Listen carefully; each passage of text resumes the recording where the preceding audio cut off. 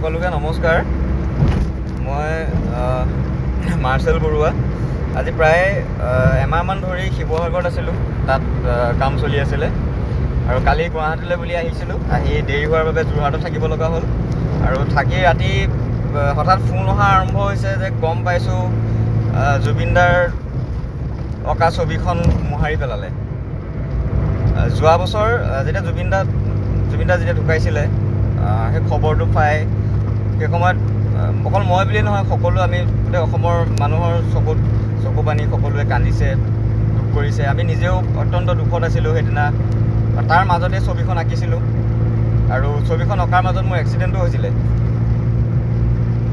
তাৰ কাৰণে ছবিখন ভবাৰ ধৰণে সম্পূৰ্ণ কৰিব নোৱাৰিলোঁ, কিন্তু তথাপিও পিছত পৰিকল্পনা কৰিছিলোঁ যে ছবিখন কমপ্লিট কৰিম।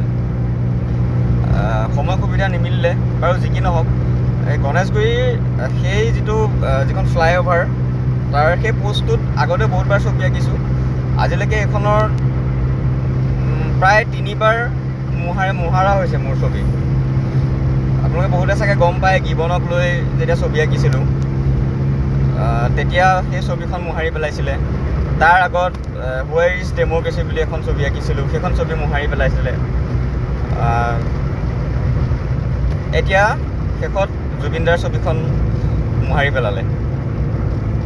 মানে আচৰিত লাগিছে, মানে ভাবি ক'বলৈ একো ভাষা নাই, মানে কেনেকৈ প্ৰকাশ কৰিম। জুবিনদাৰ ছবিখন মোহাৰাৰ ইমান সাহস কেনেকৈ কৰিব পাৰিলে? সকলোৰে এজন আৱেগৰ বুকুত সোমাই থকা এজন ব্যক্তি, ইমান এইটো বৰ দুখ লগা কথা। মই আচলতে ভাষা বিচাৰিব নাই, কেনেকৈ প্ৰকাশ কৰিম। মই এতিয়া বৰ্তমান আহি আছোঁ যোৰহাটৰ পৰা। আজি আবেলি 4টা বজাত সেই জেগাটোত আকৌ ছবি আঁকিম জুবিনদাৰ।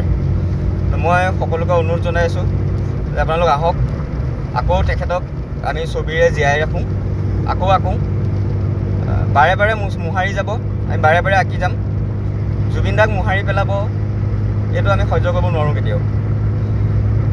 আৰু ক'ব লগা ইমানেই।